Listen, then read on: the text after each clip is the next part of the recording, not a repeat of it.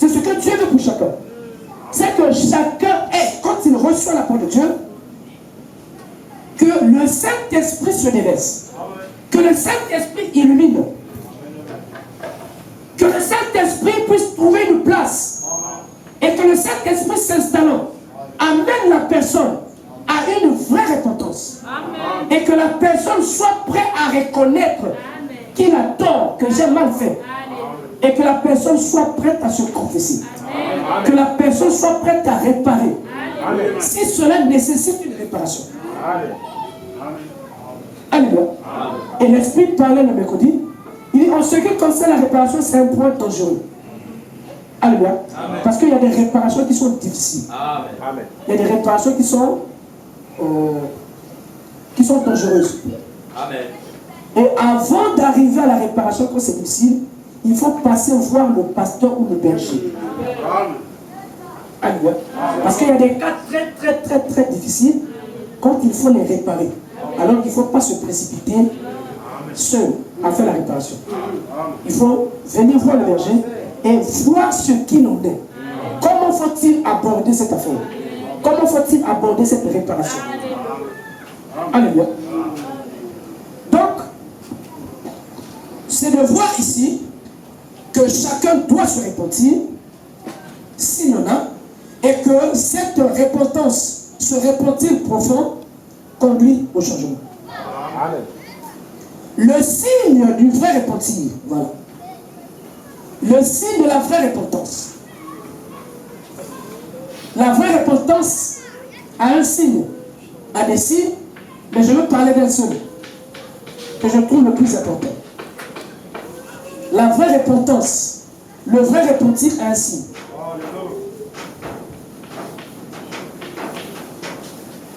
Quand la parole de Dieu frappe la vie et que la personne regrette le mal, regrette la mauvaise vie, alors ce vrai repentir-là a un signe. Le signe du vrai repentir.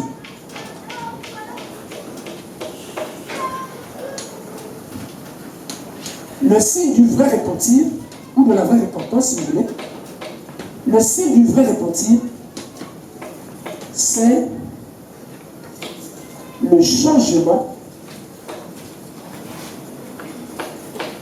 de direction.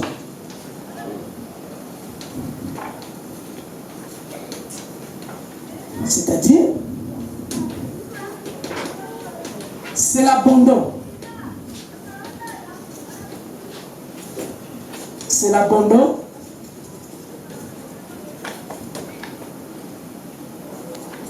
du mal qu'on faisait. Si tu dis que je me suis repenti, j'ai été sincère avec Dieu, et que tu ne changes pas de direction, c'est-à-dire que tu ne changes pas la manière de faire, tu ne changes pas ta manière de vivre, ce n'est pas une repentance. Ce n'est pas une repentance, ça c'est autre chose. Amen. Tu n'as pas eu de regret profond, non. Tu es en train de jouer autre chose. Ce qui montre que tu t'es repenti et que ton cœur a été touché, ce qui s'ensuit, c'est que tu changes de direction. Amen. Je partais au nord, je menais ma vie au nord. Quand la lumière de Dieu me frappe et me dit que ce que je fais est mauvais et que le chemin que je suis, c'est un mauvais chemin, automatiquement je change de direction. Est-ce que quelqu'un suit? Je laisse le nord, je vais maintenant vers le sud. C'est-à-dire que je laisse la mauvaise vie.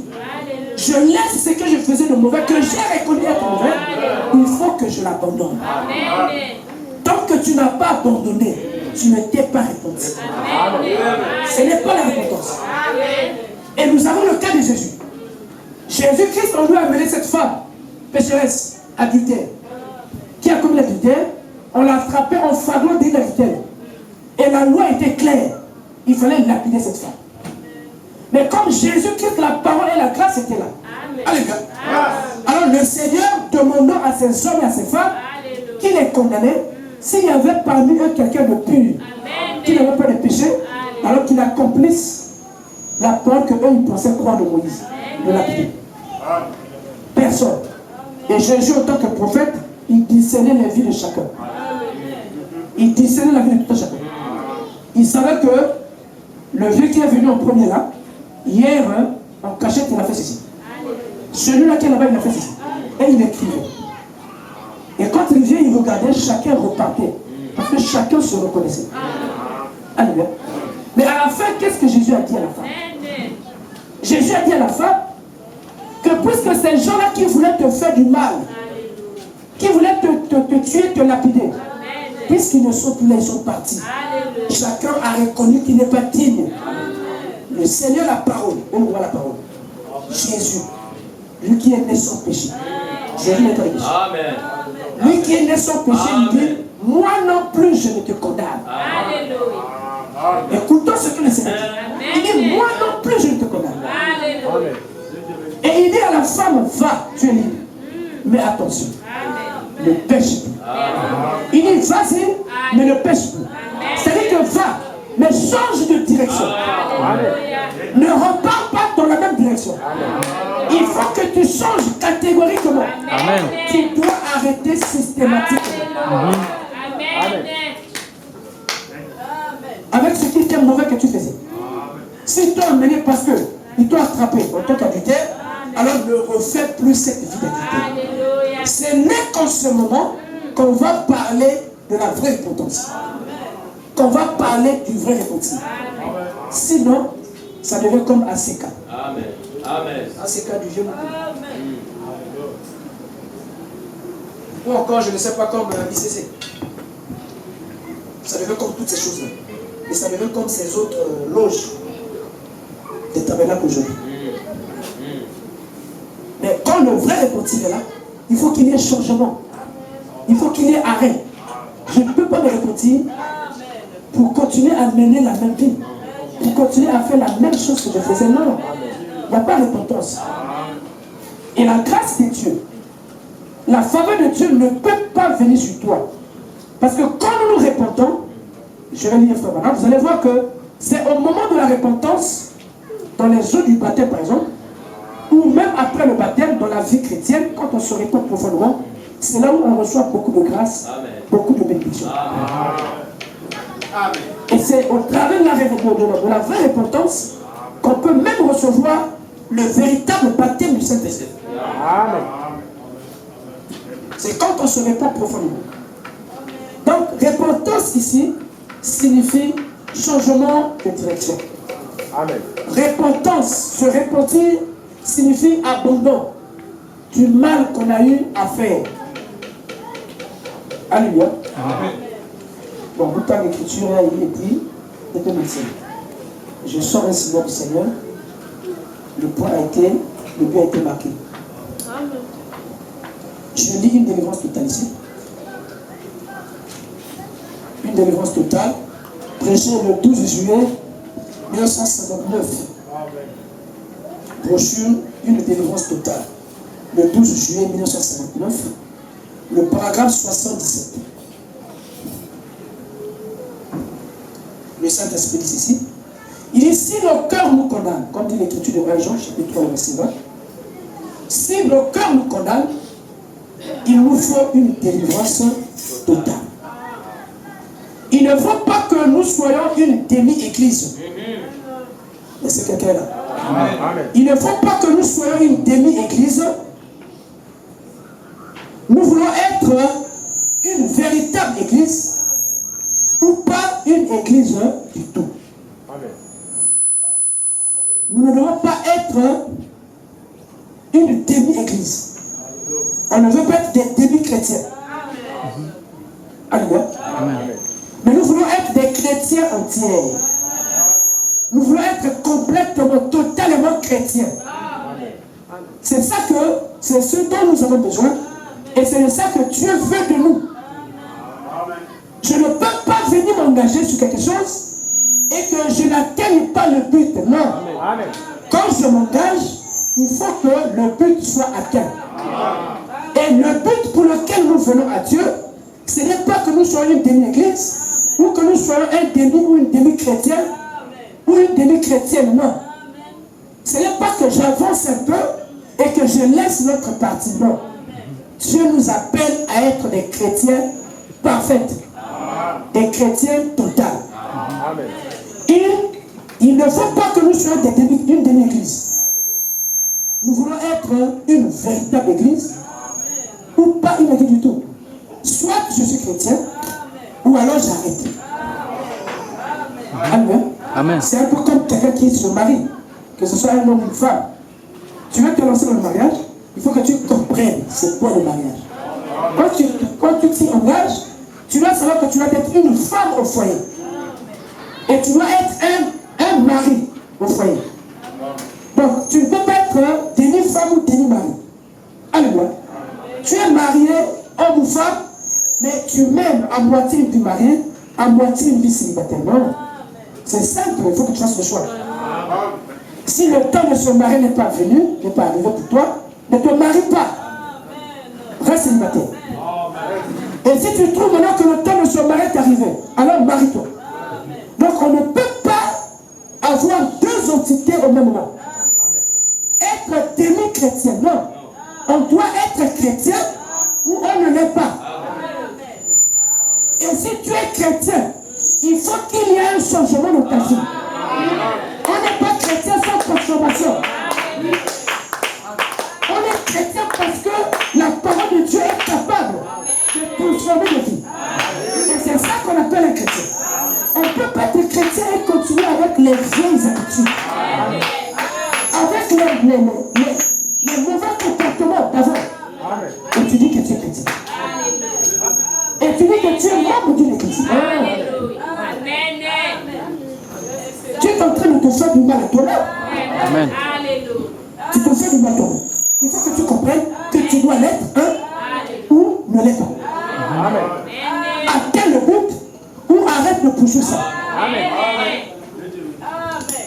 On peut pas être début chrétien et continuer à avoir les mêmes habitudes, continuer à avoir la même approche. Non.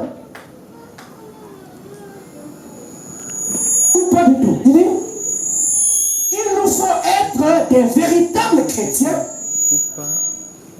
ou pas des chrétiens du tout. Et c'est quelqu'un là. Il nous faut être des véritables chrétiens ou pas des chrétiens du tout. Il nous faut une délivrance totale de nos habitudes. Il nous faut une délivrance totale. Alléluia. Amen. Il faut une délivrance totale. Diminuez un peu de choses là. Je vais régler ici. Il nous faut une délivrance totale de nos habitudes, de nos péchés, de nos mauvaises pensées, de nos mauvais actes, de notre négligence, de quoi que nous ayons fait. Il nous faut une délivrance totale.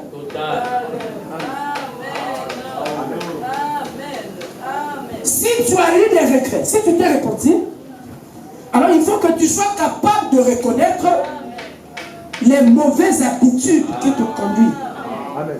Les mauvais comportements que tu as. Il faut que tu sois capable d'identifier toutes ces mauvaises choses-là qui sont en toi. Amen. Et te séparer de ça. Amen. Alléluia. Amen.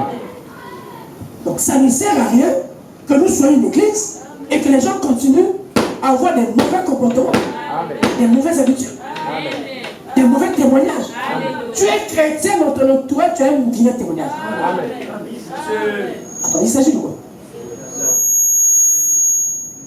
Dans ton entourage, là, tu as un vilain témoignage. Même dans la famille, tu as un vilain témoignage. Ça fait 8 mois, ça fait 3 ans, ça fait 5 ans qu'on t'a baptisé. Amen. C'est pas possible. Il nous faut une délivrance totale de nos habitudes, de nos péchés, de nos mauvaises pensées. Et le Saint-Esprit a montré, ça devait être le vendredi ou le mercredi, le Saint-Esprit a montré ici des faits. Il y a des comportements qui influencent les gens. Alléluia. Nous avons des comportements innés. C'est-à-dire que des comportements dans le sang. Amen. Les parents, l'un des parents est colérique, ou un arrière-parent est colérique, l'enfant aussi est colérique. Ça arrive. Il y a un parent qui était coureur de jupon, ou arrière-parent, vous allez voir que ça va influencer la vie de l'enfant.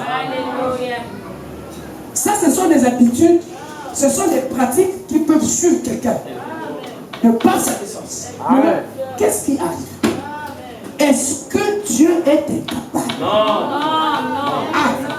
Même la mort de Jésus-Christ a vaincu. Et l'incrédulité de l'homme veut faire croire que la parole de Dieu, la puissance du Saint-Esprit est capable de changer. C'est l'incrédulité. Ce n'est pas que la parole, non. C'est l'incrédulité. C'est-à-dire que l'homme n'est pas prêt à accepter. Amen. Et le Saint-Esprit montre dans la semaine que quand ces choses-là sont là, la parole, elle est puissante. La parole transforme et change. Mais pour que la parole opère dans ta vie, afin que ces changements et cette transformation aient lieu, alors Dieu regarde dans l'invisible l'état de ton cœur. Moi, j'apporte la parole, je me tiens à ma place, mais Dieu connaît l'état du cœur de tout un chacun. Donc, l'état de ton cœur, le regret que tu as, les sentiments que tu as, c'est ça qui fera que la parole de Dieu puisse détruire tout le négatif qui est en toi. Maintenant, s'il n'y a pas un élan, s'il n'y a pas d'attachement, alors la parole de Dieu sera fragilisée. Vous allez voir des gens venir, continuer à venir et continuer à mener des vies de péché. Ce n'est pas que la parole est là. Le Saint-Esprit est là, mais il s'agit maintenant de l'état. Il s'agit du repentir. C'est-à-dire quand la personne vient, il n'y a pas de regret profond. Amen. Quand la personne vient, il n'y a pas le cœur vivement touché. Amen. Quand la personne vient, la personne conçoit la parole extérieurement. Alléluia. Et alors du coup, ça fragilise l'effet ou la puissance de la parole. Mais quelqu'un qui vient, qui regrette profondément, qui connaît qui il est, et qui sait que Dieu m'a parlé, et que ma vie doit être changée, transformée, la parole de Dieu, le Saint-Esprit, cette puissance va agir. Vous allez voir des vies transformées.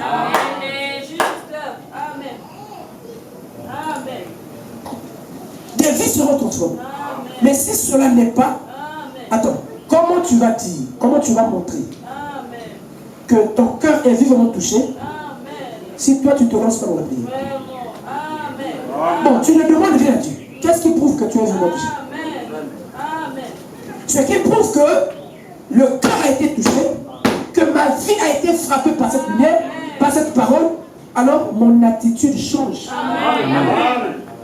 Vous voyez quelqu'un, il y a comment être comme un homme. Et ça l'entraîne, ça l'amène dans une vie de prière. Il commence à vivre devant le Seigneur. Il commence à se consacrer à Dieu. Il commence à demander l'aide de Dieu. Mais que quelqu'un vienne, que la porte du temps, pendant des mois, des semaines, des mois et des années, la personne garde la même attitude, mais Dieu fera quoi? Ce qui montre que la parole t'a frappé, ça va obligatoirement te conduire à te mettre à genoux. Amen. Je ne vois pas ce chrétien-là qui vient et qui ne cherche pas la face de Dieu. Quand la parole de Dieu a touché sa vie, si tu ne cherches pas la face de Dieu, ne t'attends pas. Le miracle ne viendra jamais. Amen. Tu vas croire aujourd'hui, 6 mois, 1 année, demi après, tu vas repartir dans ton Seigneur. Amen. Mais il faut qu'il y ait un cœur qui languit. C'est-à-dire que Tim qui a languit, Tim qui a dilac. Et on voit quelqu'un qui est attaché à la méditation. Quelqu'un qui est attaché à la prière. Quelqu'un qui revendique à Dieu les promesses. Quelqu'un quand les erreurs qu'il commet, quand cette délivrance vient, mais ça ne vient pas tout d'un coup. Boum. Non. Il y a qui va malende. Et on voit que quand la personne commet encore ces mauvaises habitudes-là, la personne pleure. Voilà le